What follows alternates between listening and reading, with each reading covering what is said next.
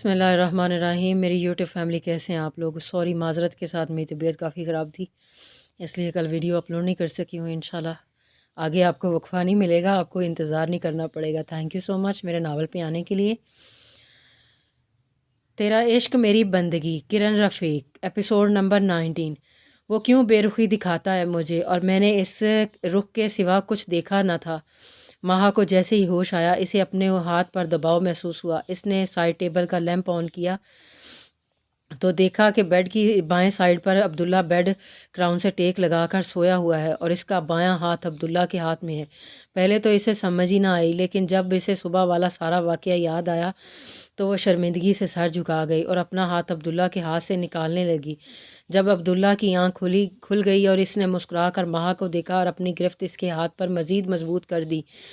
ماہا نے التجائیہ نظروں سے آبی کو دیکھا تو عبداللہ مسکرا دیا اور نرمی سے بولا، میں نے کہیں پڑھا تھا دیوانہ پن تھا اس میں سو ختم ہوا، عشق ہوتا تو لازوال ہوتا۔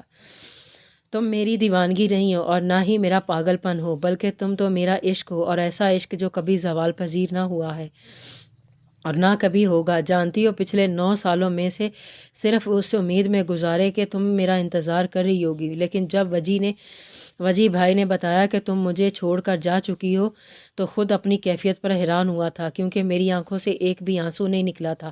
پتہ ہے کیوں؟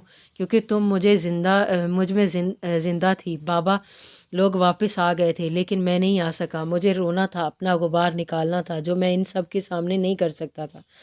جب وہ سب لوگ پاکستان آ گئے تو میں نے اپنا سارا غبار آنسوؤں کی صورت میں نکالا، اور اس کے بعد میں ہنسنا رونا سب بھول گیا تھا۔ میں ایک احساسات سے عاری شخص بن گیا تھا، نہ کسی کی خوشی میں خوش ہو سکتا تھا اور نہ کسی کے غم میں دکھی۔ مجھے خود پر حیرت ہوتی تھی، جب میرے سارے احساسات دفن ہو چکے ہیں تو میں زندہ کیوں ہوں؟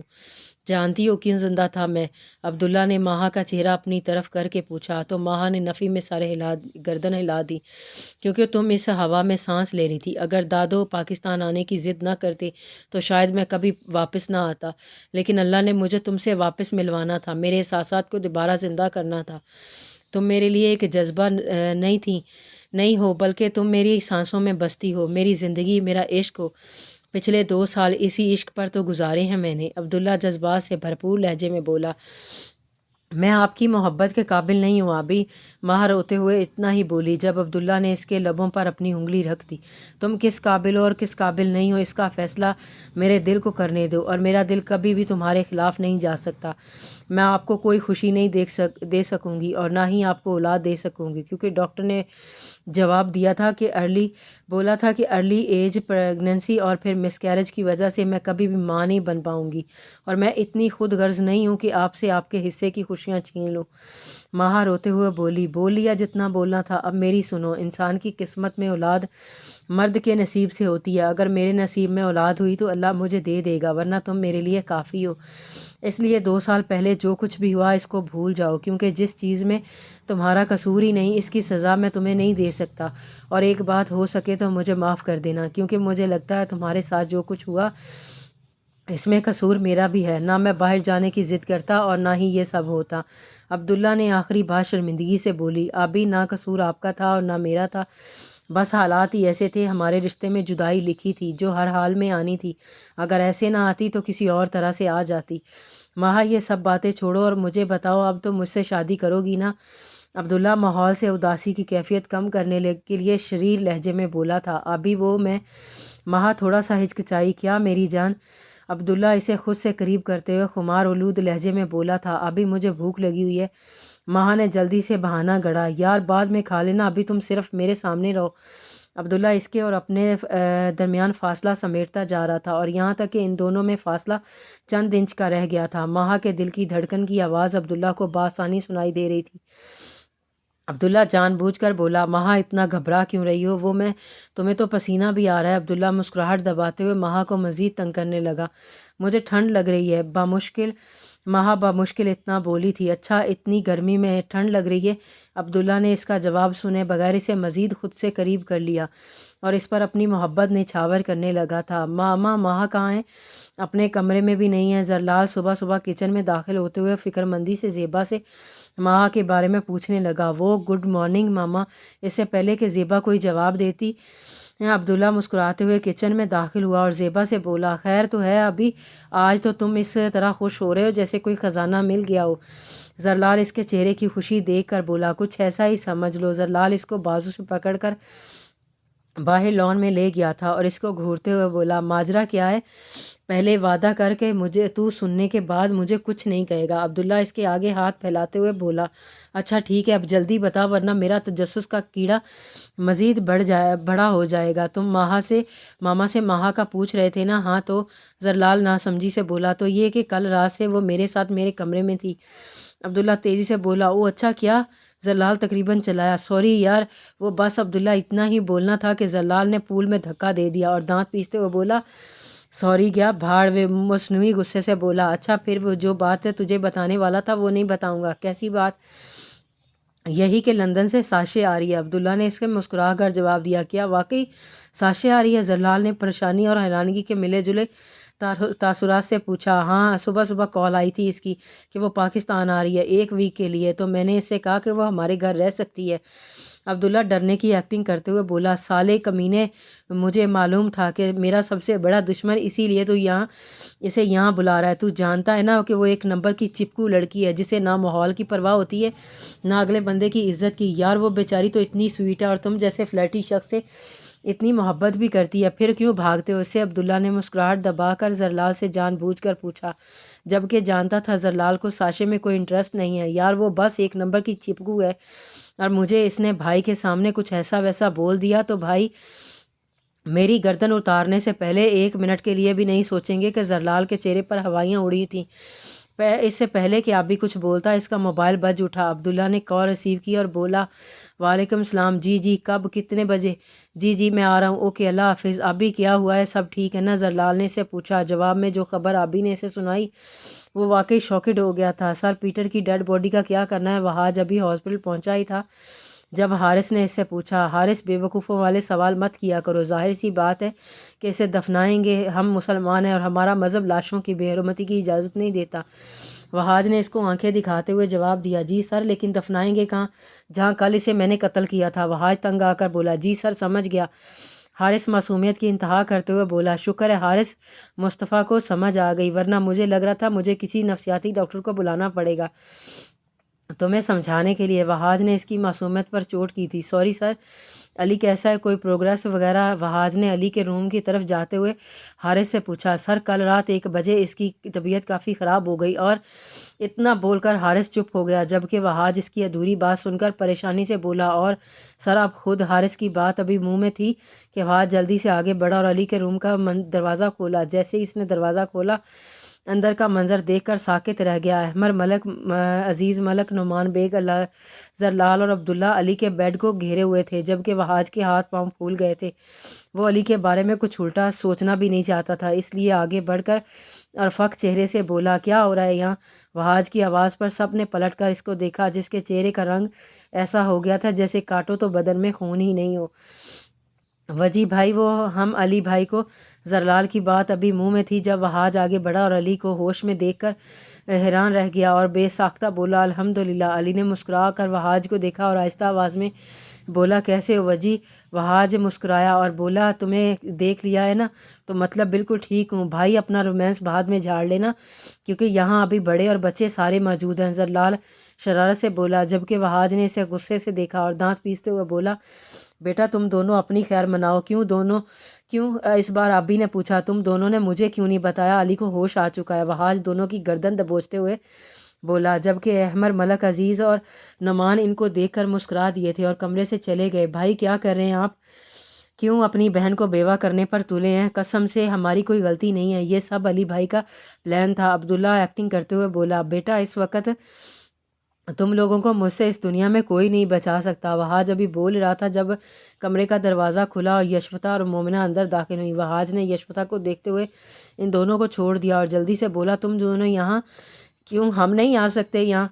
وہاج یشوتا کو دیکھتے ہوئے خفگی سے بولا، نہیں میں تو بس ایسے ہی بول رہا تھا۔ وہاج گڑبڑا کر بولا، صحیح کہتے ہیں کہ لوگ، بندہ چاہے فقیر ہو یا وزیر اعظم، بیوی کے سامنے آتے ہی بیچارے کی ہوا ٹائٹ ہو جاتی ہے۔ اب وجی بھائی کو ہی دیکھ لو، زرلال نے عبداللہ کے کان میں سرگوشی کی جیسے وہاج نے بخوبی سنا اور زرلال کو گھورا۔ علی کیسے ہو؟ مومنہ نے مسکرا کر جواب دیا، ٹھیک ہوں، لیکن تم دونوں کو کس نے بتایا میرے ہوش میں آنے کا؟ علی نے جواب دے کر اس سے سوال پوچھا۔ وہ زرلال کی کال آئی تھی، اس نے بتایا۔ علی مومنہ نے علی کی طرف دیکھے بغیر کہا۔ علی کو اس کا رویہ تھوڑا عجیب لگ رہا تھا۔ ابھی مجھے تم سے ایک بات کرنی ہے، ذرا میرے ساتھ باہر چلو۔ وہاج نے مومنہ کی ہچکچاہٹ دیکھ کر عبداللہ سے کہا تاکہ دونوں کو کچھ وقت مل سکے آپس میں بات کرنے کے لیے۔ جی بھائی، عبداللہ وہاج کا اشارہ سمجھ کر بولا۔ بھابھی ہم بھی چلیں باہر؟ ایکچولی مجھے بہت بھوک لگی ہے، اس لیے۔ زرلال سعادت مندی کی انتہا کرتے ہوئے بولا، ہاں چلو، مجھے بھی بھوک لگی ہے۔ یشوتا یہ بول کر اس کے ساتھ باہر نکل گئی۔ اب کمرے میں صرف علی، مومنہ اور خاموشی تھی جسے علی نے توڑا تھا۔ مومنہ کیسی ہو تم؟ میں ٹھیک ہوں۔ مومنہ علی سے اپنے آنسو چھپاتے ہوئے دھیمی آواز میں لہجے میں بولی۔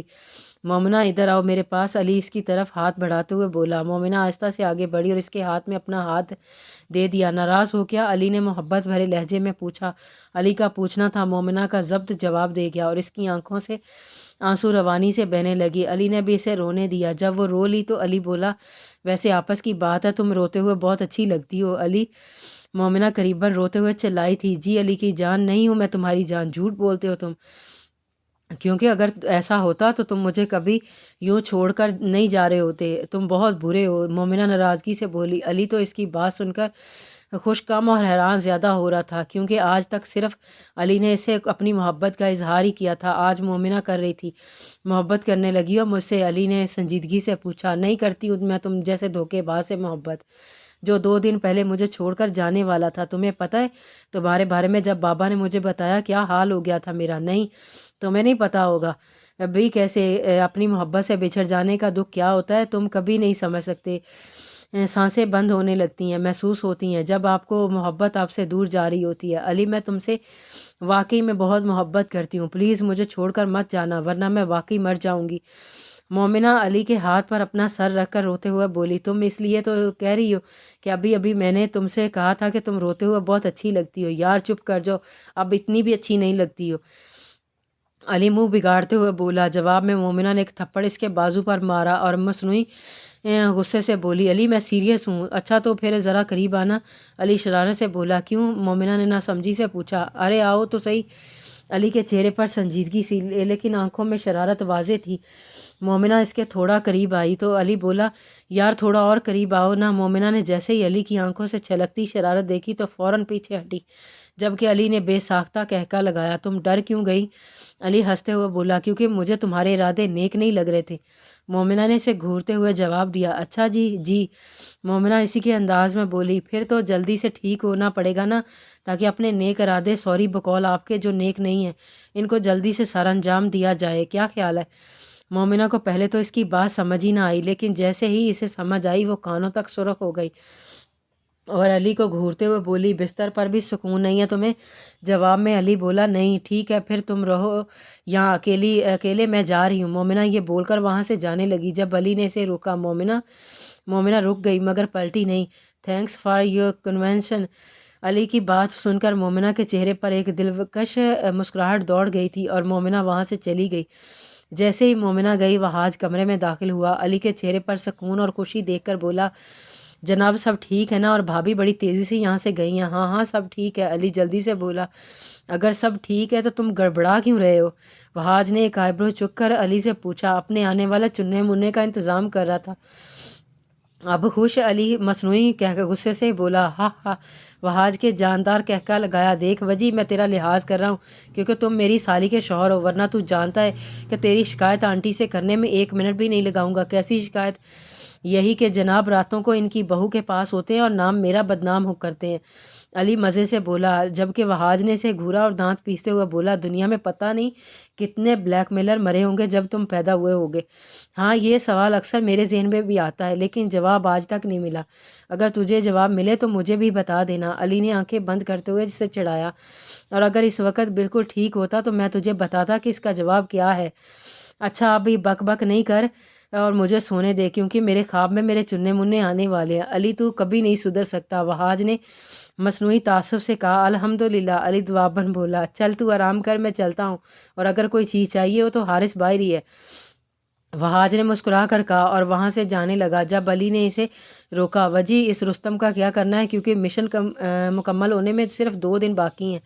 अली मैं जानता हूँ कि 2 दिन बाकी हैं। अगले 2 दिनों में रुस्तम जैसा शख्स इस दुनिया के लिए ऐसा होगा जैसे कभी पैदा ही ना हुआ हो, और जिस चीज़ की टेंशन ना ले। अब आराम कर। वहाज ये बोलकर वहाँ से चला गया, जबकि अली ने भी इत्मीनान से आंखें बंद कर लीं, क्योंकि वो जानता था चाहे कुछ भी हो जाए वहाज इस रुस्तम को ज़िंदा नहीं छोड़ेगा। जी बेटा आप कौन? ज़ेबा ड्राइंग रूम में दाखिल हुई और एक अनजान लड़की को देखकर इससे पूछने लगी। टॉप के नीचे जीन्स पहने और शोल्डर कट बालों में धोदिया रंगत वो लड़की काफ़ी अट्रैक्टिव लग रही थी और आगे बढ़ी और बोली, आप ज़ेबा आंटी हैं राइट? वो लड़की खुश दिली से बोली, जबकि ज़ेबा इसे नासमझी से देखा। मैं साशे हूँ, जरलाल की क्लास फेलो थी, यहाँ एक वीक के लिए आई हूँ। आबी ने मुझे यहाँ आने का बोला था। साशे ने ज़ेबा को तफसील से बताया। सॉरी बेटा, मुझे आबी ने नहीं बताया था। कैसी हैं आप? ज़ेबा ने मुस्कुरा कर पूछा। मैं बिल्कुल ठीक हूँ आंटी। मुझे ये बताएं, जरलाल और आबी नज़र नहीं आ रहे? मैं इनको कॉल कर देती हूँ। आप मुझे ये बताओ क्या खाओ पियोगी? कुछ नहीं आंटी, फ़िलहाल रेस्ट करूँगी। अगर आपको कोई एतराज़ ना हो तो प्लीज़ मुझे मेरा कमरा दिखा दें। साशे थकावट ज़ाहिर करते हुए बोली, हाँ हाँ क्यों नहीं रशीदा। ये बोलकर ज़ेबा ने एक काम वाली को आवाज़ दी। जी बीबी जी। रशीदा ये हमारी मेहमान है, कुछ दिन हमारे साथ रहेंगी, इनको गेस्ट रूम दिखा दो। ज़ेबा काम वाली से बोली, जी जी बीबी जी आए मेम जी। मेम साहबा थैंक्स आंटी। साशे ज़ेबा के गले मिलकर इनका शुक्रिया अदा करके वहाँ से चली गई। मामा मामा कहाँ हैं आप? मामा ज़ेबा को ढूंढते हुए किचन में आई। मामा ज़ेबा को ढूंढते हुए किचन में आई। जी मामा की जान। ज़ेबा इसके सर पर बोसा देते हुए मोहब्बत भरे लहजे में बोली, मामा मुझे भूख लगी है, नाश्ता बना दे। माँ ज़ेबा को हग करते हुए लाड करते हुए बोली, हाँ क्यों नहीं, लेकिन टाइम तो लंच का हो रहा है। सॉरी मामा, वो बस देर से आँख खुली। माँ नज़रें चुराते हुए जवाब में बोली, वैसे वजह जान सकती हूँ देर से आँख खुलने की? ज़ेबा ने शरारत से मुस्कुरा कर पूछा। मामा वो सर में दर्द था। माँ ने जल्दी से झूठ बोला। अच्छा, लेकिन आप भी तो कुछ और ही बता रहा था। ज़ेबा ने मज़ीद इसे तंग किया। क्या बोल रहे थे वो? यही कि तुम कल रात इसके कमरे में थीं और देर से सोई थीं और तुम्हें ना जगाया जाए। ज़ेबा ने मुस्कुराहट दबाकर माहा को जवाब दिया, जबकि माहा तो ज़ेबा की बात सुनकर ही कानों तक सुर्ख हो गई थी। ओह, तो मेरी गुड़िया को शर्माना भी आता है। मामा नहीं करे ना। माहा तंग आकर बोली, अच्छा अच्छा नहीं बोलती कुछ भी, लेकिन एक बात तो है कि आबी की वजह से हमें हमारी पुरानी माहा वापस मिल गई है। ज़ेबा इसके आगे नाश्ते की ट्रे रखते हुए बोली, मामा आप खिलाएं ना। माहा ने बात बदलने में ही आफियत जानी। हाँ क्यों नहीं। ये बोलकर ज़ेबा माहा को नाश्ता करवाने लगी थी। मामा आज लंच मैं बनाऊंगी। माहा जोश से बोली, लेकिन तुम्हें तो खाना बनाना नहीं आता, और वैसे भी मेरे होते हुए कोई ज़रूरत नहीं है तुम्हें कि तुम इतनी गर्मी में किचन में आकर खाना बनाओ। ज़ेबा संजीदगी से बोली, मामा मैं पिछले 1.5 साल से कुकिंग कर रही हूँ और यकीन माने बाबा और आशू को मेरे हाथ का खाना भी बहुत पसंद था। आप प्लीज़ मान जाए ना। माँ ज़ेबा को मनाते हुए बोली, ठीक है लेकिन सिर्फ आज। थैंक यू मामा। हाँ, एक और रिक्वेस्ट कि आप किसी को नहीं बताएंगी कि आज का लंच मैंने बनाया। माँ खुशी से ज़ेबा से गले मिलते हुए बोली, ठीक है। ज़ेबा इसको खुश देखते हुए बोली और किचन से बाहर चली गई। रशीदा खाला सब चीज़ें डाइनिंग टेबल पर लगा दें दी है ना? माँ ने किचन से बाहर निकलते हुए पूछा। जी छोटी बीबी जी। ठीक है, तुम एक दफ़ा फिर देख लो, मैं कपड़े बदल कर आती हूँ। माँ ये बोलकर अपने कमरे की तरफ चली गई थी। चूँकि इतवार था इसलिए घर के सब लोग डाइनिंग टेबल पर लंच के लिए मौजूद थे। मामा आज तो बड़ी खुशबुएं आ रही हैं। जरलाल खुशी से बोला, तुम्हें खाने की खुशबू कब नहीं आती भुलक्कड़? वहाज इसको घूरते हुए बोला, अच्छा बस बस अब खाना शुरू करो। ज़ेबा बोली, मामा वैसे खाना मैंने क्या क्या किया है? जरलाल ने बेचैनी से पूछा। बिरयानी, कोफ्ते, मटन कढ़ाई, कबाब, रायता, सलाद और मीठे में फ्रूट ट्राइफल। ज़ेबा ने मुस्कुरा कर जवाब दिया, सब खाना खा चुके थे, अब मीठा खा रहे थे, सिवाय जरलाल के जो अभी भी बिरयानी और कबाब के साथ इंसाफ कर रहा था। मामा आज तो वाकई खाना वाकई ज़बरदस्त था। सबसे पहले वहाज बोला, हाँ ज़ेबा बेटा आज तो वाकई खाना मज़ा आ गया। अहमर मलक ने भी वहाज की तायीद की थी। बाबा जान आज लंच मैंने नहीं बनाया बल्कि माहा ने बनाया। ज़ेबा माहा की तरफ देखकर खुशी से बोली, जबकि अहमर मलक समेत सब के मुंह खुल गए और अभी जो पानी पी रहा था इसको ज़बरदस्त उच्छू लग गया था। मामा यार झूठ तो ना बोले, इस छिपकली को खाना बनाना कब आता है जरलाल खाना खाते हुए सबसे पहले बोला। जरलाल खाना माँ ने ही बनाया है। ज़ेबा ने माहा का उतरा हुआ चेहरा देखकर जलाल को डांटा। माहा बेटा, क्या खाना वाकई आपने बनाया? अजीज़ ने पूछा। जी बड़े पापा, माहा उतरी हुई शक्ल से बोली। माहा इधर आओ मेरे पास, अहमद मलक ने माहा से कहा। माहा अपनी जगह से उठकर अहमद मलक के पास आई। मेरी गुड़िया ने इतना मज़ेदार खाना बनाया, इसलिए इनाम तो बनता है, क्यों अजीज़? जी बाबा जान, बिल्कुल। अजीज़ ने भी अहमद मलक की हाँ में हाँ मिलाई। अहमद मलक ने 5,000 का नोट निकालकर माहा को दिया तो माहा ने सवालिया नज़रों से अहमद मलक को देखा। ये मेरी गुड़िया का इनाम है। फिर अजीज़ और ज़ेबा ने भी इसको 5-5 हज़ार दिए। वहाज ने इसे 10,000 रुपये दिए। अब्दुल्ला ने माहा को सताइशी भरी नज़रों से देखा और पूरा बटुआ ही पकड़वा दिया, जिसे पहले तो माहा वापस करने लगी, फिर कुछ सोचकर इसने अपने पास रख लिया। अब बारी थी जरलाल की, जो अभी भी खाने में मसरूफ़ था। सब ने जरलाल को घूरा तो जरलाल ने ना समझी से सबको देखा। क्या? माहा का इनाम? वहाज दांत पीसते हुए बोला। इतना भी मज़े का नहीं है कि मैं इस छिपकली को इनाम दूं। जरलाल ने जानबूझकर माहा को चिढ़ाया और हस्बे आदत वो चिढ़ गई थी। भाई इनको बोले मुझे छिपकली ना बोलने, वरना मैंने इनके साथ बहुत बुरा करना है। कंटिन्यू जारी है।